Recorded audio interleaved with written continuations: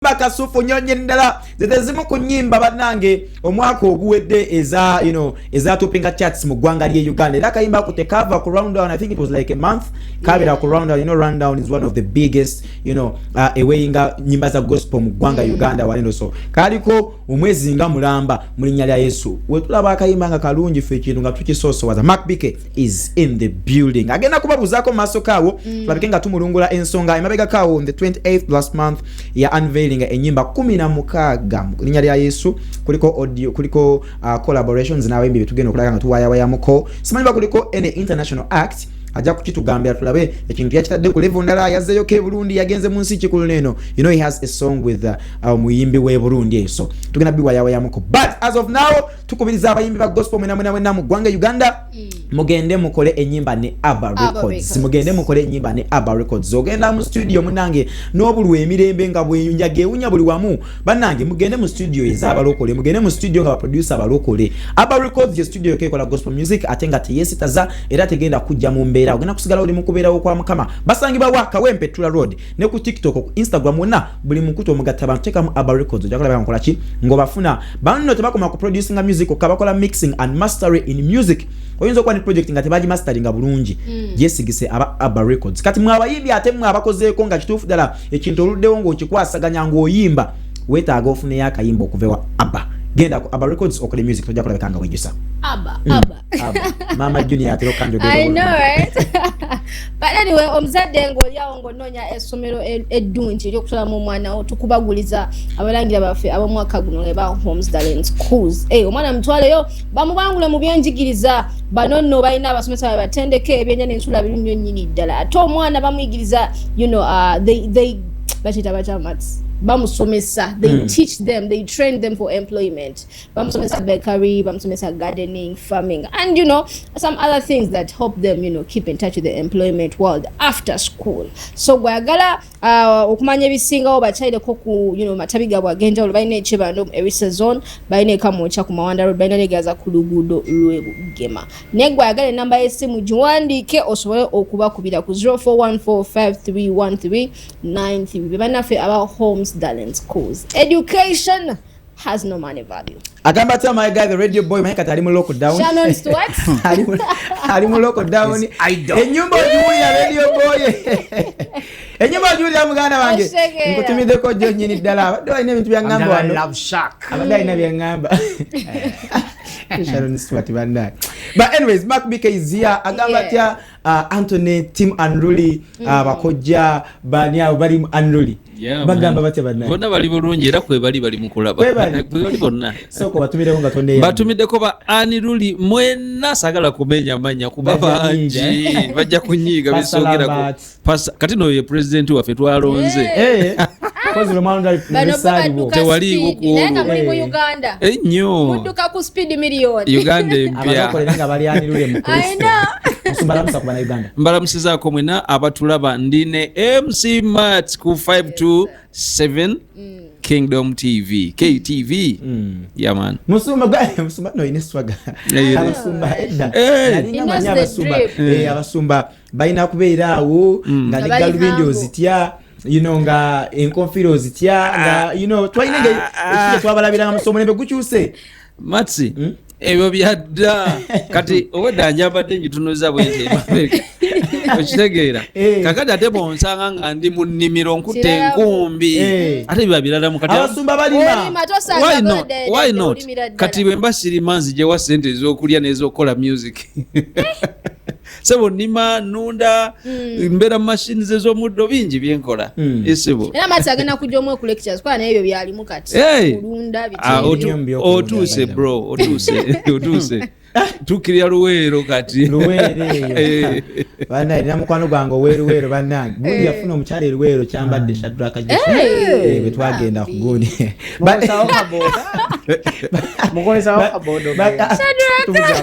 but anyways Mark Bike is right here musumeno byokutwala etya asimbi n'akamu buli kimu kyentambulira nga bwe nakibala era nga bwe nkibala bwe kigenda si yakudduka nnyo si yakubeera wansi eri smooth gend yesebo wakibala mukama takyakibala kuzino kibala mukama yakulembera mukama yakulembera mu byonna. Yeah man. Last year you gave us Her Beauty akayimba kakola bulungi nyindala kakyakola akakayimba yes kakyatambula and the message abantu abamu bali bagipasivinga bubi you know when wotaka wamatu oyinza okugamba ha kiki kyagezaako okuyimba nakati bakyambuuza oli awulirako kubuulizi katini nga lutandika n'agamba sokoleke olimba lutegeeza ki sirafu song eyo kozi banange nedda owuliriza olimba luggweyo ojja kumbuuza oba love song oba lwa gospel. Ekintu ekyo Pastor Bugembe yakikolanga twakigerako Maxwell wanene Pastor Bugembe nga wabalina kyagala trappinga asooka n'abo wa story kani mwene mukyamuukiriza but at the end n'akuwa message nti no olina okudda eri Kristo nti tumwagalako bibye you know waliwo wano mpaya many artists have fallen you know of late no like artists nyo batanye nyimba nowadays nga their message is like hidden it comes at the end in parables because I saw also Anamakula had Kavuyo and she had to come out and defend and tell the public what she meant by Kavuyo, you understand, but it's a good song. So yeah, it's always good katinga you know twina musumbano natera kama no luyimba range lutegeza kino because people have different perceptions about oluyimba ekibajira kiba kirala nyata kirungi omuntu nawulira netukola nyimba bwezi tyo shiwa omuntu amaanyi okuwuliriza ennyo naddamu n'awuliriza okitegeera fe bafana tukyalina obudde you know tukyalina obudde obw'okuwa akayimba again and again kweno industry dukanga akabewo bw'oba okyagala oba oli muwagizi wange ojja kuwuliriza okujja katali muwagizi wange tajja kuwuliriza.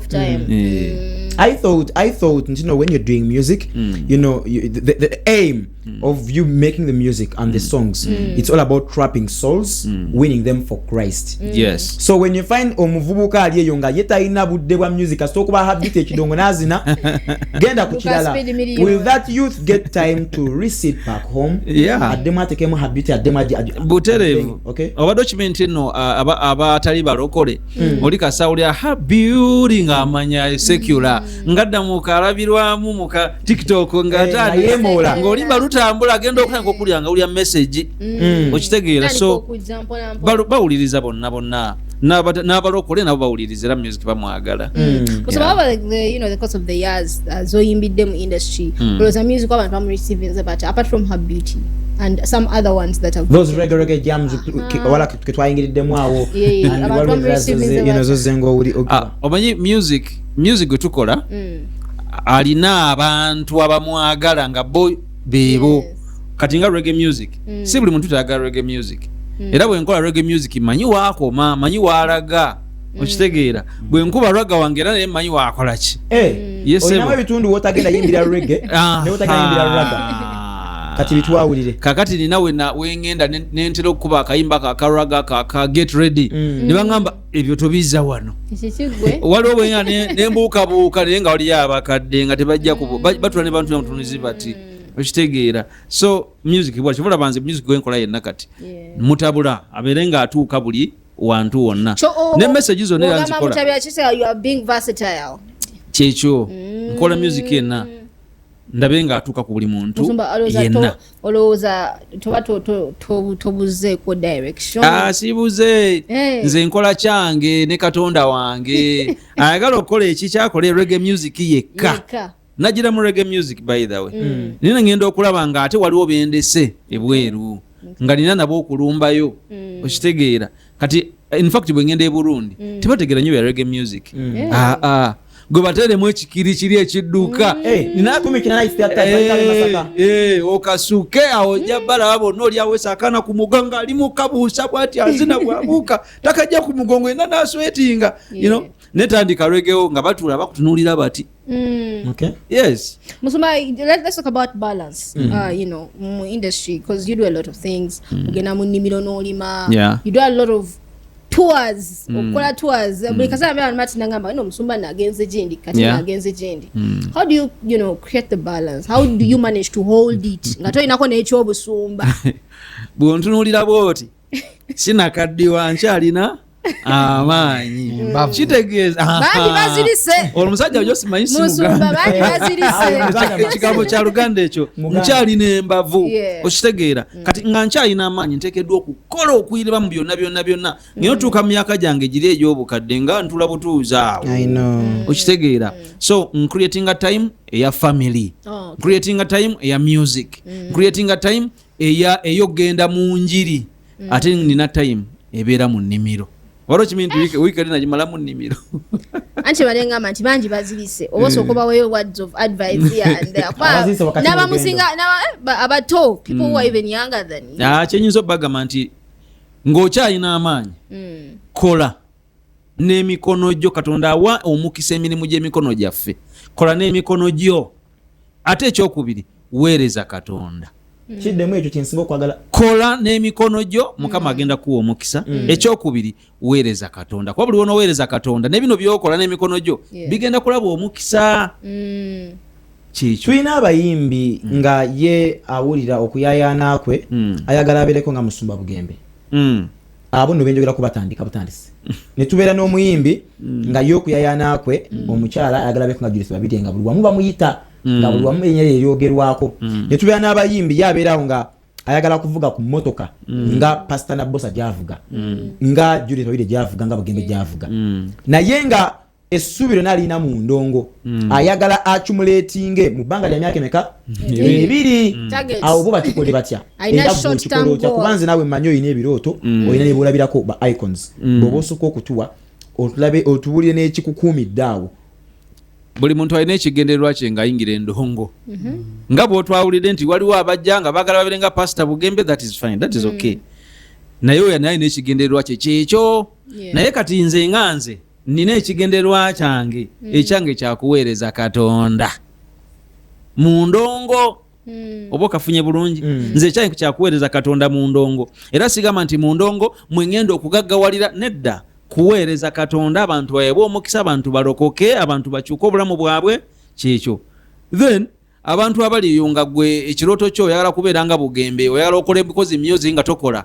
ndaba kiyinza obutatuukirira nze kyenyinza obbagamba nti tuddeyo ku drawing board ddamu otule wansi weefumiitirizeeko wekanye ddayo okole ddayo mu kyalo olime okitegeera totunda ettaka lyewammwe n'ogula bodaboda totunda ettaka n'ogenda mu studio nti orecording music genda okwala ettaka eryo lirimeeko litekeko ebimera teekako emwanyi ate ezo ezigenda okuvaamu zikuwe sente ezigenda okurecordinga music emwesigale nga weeziri n'ettaka weeriri ne music ng'omukozi naye togeza n'otunda ettaka gundi nti ogenda kola ndongo nti oyagala kufaanana Pastor Bugembe no bagenda kuwasa bo bagamba ki abakazi batukozeseza ebintu Kampala bansobi and they don't care by them omukazi yajja kugamba gwomanyi nze njagala mbaga sokoleke ng'ogenda mu kyalo ng'otunda ettaka lyawo mero nanti ogenda kuwasa tulina omwana eyatunda ebijja n'agenda akola embaga ne bamala ne banonya ebadde ne badda ku kyaki naye ng'embaga enyonyeza ebitooka abantu ne balya ne bakola ebijja byasanyewo dda yatunda bijja abantu ne balyayo kyalo ne balya olunaku lumu bagenda okumaliriza n'olunaku luwera saawa busaawa olaba ogenda okusanyusa nga yalina obba budamya ne mukazi we ogenda kusanyusa abantu 100 balye banywe badigide beeyagale bakube n'ebidongo oleteko n'abayimbi ku mbagayo naye embaga eggwe before we get to nagenda mu break nakulabako ku studio za Backyard wa Kupe Blai and I thought you guys are working on a project. Is it coming out or just for inquiries or no distribution? Nali ne producer Master Boy muganda wange mto wange nali naye nga inabya inokola ne copy then tugenda fena ne bakola nga wendi awo chabachali kale wenyine tugenda okumva the 16 tracks. How many have you played, Max or DJ? One. I know, right? Annabella. One. So sarcastic, man. What do you call it? I've played one song. I've just played around with it, but Jesus one Christ. song. Not them Annabella. What? One song. Annabella manye kirundi. Mark BK is still here. Omanyize ebintu bya music ebizo. No, zatukubyeko that particular one. Those like wakateka ku YouTube. And then have Beauty. Her Beauty. Yeah, those are the only So ones. you've been playing around that. Just playing around with this particular song. Quickly, let's get to the 16 tracks. How long are you prepared for these songs? Emyaka wakajinda beji Esatu. emyaka 3 nga ndi mu kufumba Life Changer album era sayagala kugira nnyo nensooka ntaako olimba linatuuma Her Beauty nenta ne video yalo paka bwenjimaliriza nga lutambula nakati lukyatambula sipo ate mwe mulufudde ekyakabi wano. Yeah man. Quickly zituyisemu, njagala osooka ozogereko their titles oba ozina mutwe from number 1 to number 16. Nyingi nyinzo butazijukira zonna ninako Celebrate, ninako Her Beauty, ninako Eriso, ninako I Am Strong, ninako Go, ninako Why, ninako Akoze, ninako Ajakola, ninako nyingi tulina okumanya ziriko 3. Eriwa nakoze n'omusajja mwita Proclaim producer no wakabi nakoze ne Annabella Wabs. Yes sir. Nenkola ne international collab nagikoze n'abarundi. Babayita ba Harriet. Did you notice that or it's only me? It's like I think it's only you. Okay. Nga Anna bininga. Okay, wala kwa ambadde mutwe nga ngama. Oyo mwana bamwita Harriet eyayimbye kuliko n'omulala bamwita Jennifer. No, Jennifer gwowulidde. Harriet yasembayo. Barundi nakoze nabo collab eyo. Era be bali abali mushikama. Oh. Yeah. Okay. Have you worked with AI? Have you used AI in any of the projects? No. Sinako AI. Sinako AI. In the Lwaki? Oba kusinga eddako nga tuvudde ku. album man. AI is should I call it the city talk apparently? It's the way to go now. It's the way to go now mostly in the gospel art, in the gospel space. So why don't you work with it on nchagala okola ekintu nga yenze nga bw'olya pastor bugembe ennyimba ze zonna enkadde ye kati yakyukamu tannakyuka era kale nga bw'olya pastor bugembe talinamu AI kati nange sanaba kwagalako AI ate era sisuubira muzeyi bugembe omulembe tegenda baleka musoma omulembe awa tegujja tuleka no but by not change there's something they say if you do not change with change. You see how people know like by the from a good heart you see abantu ngeje bali bavuma Facebook earlier and TikTok era zamastani kaitomo you understand and then eventually when lockdown happened that was the way to go. So I feel like this industry hasn't yet mukama tandabayi wamu anyway. Let's just hope for the best. AI simbi and the good simbi ne kati nze nga makbike sinaba kutuuka kwetaaga nnyo AI bwenebeze gyendi that is okay naye sinatuuka kugyetaaga as of now. Yeah. Okay, cool. The collaborations eziri ku project ku EPNO watunulira ki? Did they call you wali wateka mukasero nga bagala kukolako naawe oba you singled out according to your own wish? Nina abantu abagala okukola nange bangi nnyo nga gyenkomeza In the gospel space oba neri musekula? wonna naye nagamba akankoleko na banno nenkyuzingamu abasatu. Oh, okay. Out of 16 tracks. Yeah. Zidi musatu zokka.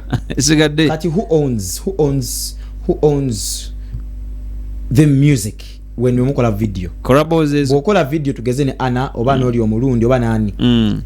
Muina gabananga you know is it when they proclaim half oba zona zina kusigala ku Life Changer? Andi kati album yange eyitibwa Life Changer. You are featuring. Sisobola kola luyimba for example ajakola ne Annabelle ate nendu Annabelle naluteeka ewuwe ngolide nina album namba olimba olukola ki emba mutodeko butozi ku album oli walunoonya agenda ddusanga wa Annabelle agenda ddusanga wange okujjako singa ebadde singo eyo kyangu nnyo yinza okugamba nti video egende ewonze kantekeyo audio that is okay naye weba album ennyimba zonna zirina kubeera wange. Yeah. Which team are you working with to compile this up? Because this thing that album it has to be systematically set bulungi nga nga sibi antu yakugira aganaga ate lero upload nze ate bataddeyo ayite bakoze feba fans because naba wazwanikayo kino okusanga kimu kiri bulungi nga sali wengenda kwebuza nti ata from number 1 to number 16. What's that team? nina abantu Matsi ate no obuuza negwa mukubo Matsi gwa mukubo nina omusajja gwe ate oli mukunvaamu nina omusajja gwe bayita Solo on the Beat nina omusajja gwe bayita Proclaim nina omusajja gwe bayita Master Boy nina omusajja gwe bayita promoter wa kabi Pop TV kati oyo yambeera wane nnyo okusinga era ebisinga yabikwasaganya abantu bayisambuisa nti kiri kitya nti kyekyo nekitambula ate ne Matt nakikwata mne bulungi nnyo Mukama Katonda akyatula timu ya maanyi kasitebera ng'eriko mu Matt afe twakkiriza so let's talk about you know byoli mu kutunulira gwe nga gwe fine you've given us the music enyimba zo zituwadde anytime soon tulinda videos yes but beyond Uganda beyond hometown what are you doing as brand Mark BK okusobola okulabika nga enyimba zino zihitinga wider audience besides the mainstream apparently besides the groundwork you guys are doing how are we getting to the international scene ekyo nkyali ne bakama bange mmwera mukyanyambako okulabanga buli kimu mukyanyambako okulabanga buli kimu kituuka we kirina okutuuka so nze sikola nze kale sagala kweteekawo nti ngenda kukola bwenti ne bwenti ne bwenti era nina kuddawo okutula nammwe babuuze kati tukoze tutya mumpa amagezi buli omu tulabe nga tutwala ekintu kino ku level. I mean, before we get to the team, what do you have in mind? Because you could be inspired by one or two artists, you know, bola banogamba you know ada akola bwati Minister Giyusa akola bwati Israel Mbonya akola bwati. What do you have in mind? Matsi nze sina nnyo kyamaanyi nenze kyenfa kimu enjiri egende kyokola banetaaga mmwe buli kyenfuna kyonna monze nga nkikuba kuba maaso nti kiikyo tutambuze kitambule tugende maaso so sina nnyo kyamaanyi njagala enjiri ebo ne buli wantu eri buli muntu yenna nabagamba ne bwenkola akayimba kamu nenkamalamu milioni za sente omuntu omu n'alokoka kiba kikola ki kiba kimala so njagala enyimba zitambule zigende oba ziraze China oba Japan oba nga nyambibwako mmwe nze omuntu omu sisobola olaba ne Yesu Kristo naye yalonda ye 10 yayina eggaali sebo yagenda okulaba nga wanaaba omu tegujja kukola ki kugwa ne Simon Peter anti mugaali mbeeramu abakulyamu olukwe neyamulyamu olukwe mbeeramu abafere so kati ku gaali yo olina okuweyingako nomanya abafere baliwa leera sina bangi nnyo agenda okulyamu olukwe yaliwa naye nina cream kyemmanyi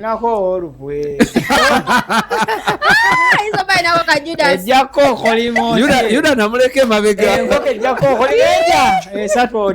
nga yayisemu yakwenda togenda ku kasente agenda kayitirivu katya when nyimba 16 you have a whole team of which most of these people they're supposed to be supported like facilitated at least around time for their work then akasente kagenda kwa kayitirivu nnyo no shooting a video no kola promotion no kola marketing no kola branding no kola chili nino omugagga ye Yesu ekyokubiri nampa amagezi agakola ekyokusatu ze muteekamu ntono nnyo okusinzira ku ye kyampa okategeddaako muteekamu kitono nnyo okusinzira ku ye kyakola ki in fact kibanga kiweebwayo bwe nteekamu video nenjikola bwe nkola ne tiimu yange ate buli omu naabanga ali satisfied mba ntaddeyo katono nnyo.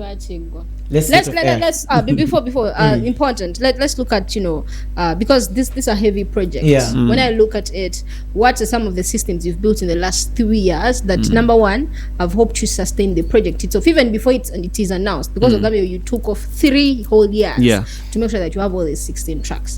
So systematically, like system wise, what are some of those things that you have been doing? Have you been writing like 10 songs a year? Amidst the writing, you've been releasing. You understand? So let's talk systems. For a child who's there, for a young talent coming up, agala kumanya omusajja emyaka gino 3 gyonna nyimba 16 and also what was behind you in the moment, what was behind your mind to come up with the album?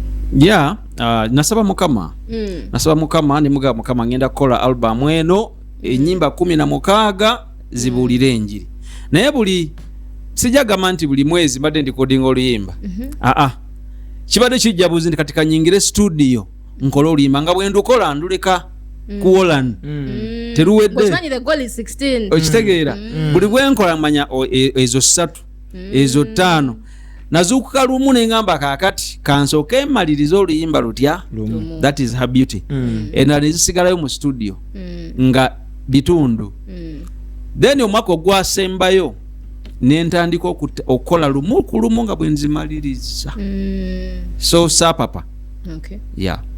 You want to put out and shout out nga tukwerekereza by'oyagala okutumira na biki bye batusubira kyenyinza obagamba nti Life Changer album yafuluma muginoonyeko ku social media yonna mukebere buli wantu wonna mugenda kulaba Life Changer album tamu erinnya Mark BK ojja kuba onfuna ntumira mukyala wange kikulu nnyo ekyo ntumira musumba wange Steven Kunya David Yesu akwagala Seku Worship Center namwe enkola namwe Pop TV Master Boy Solonda Beat Zionite Proclaim MC Mats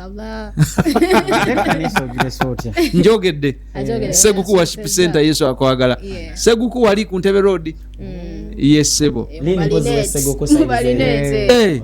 amanyiwo ku Yesu akwagala musumba we bali kujja amina linnya lya Yesu tulabire team Unruly Antoinette bonna batulabire amina Life Changer jeri blessings that's been Mark BK musumba bamu ku basumba betu ina benako zineno mu linnya lya Yesu tomorrow we have Nicole Mwanguzi and Sharon Nagawa so we're going to talk some worship, some good worship music, some good gospel music. The ladies in the house. Thank you the entire team with work with Jose. Blessings anytime. Nasim Bobby Alan as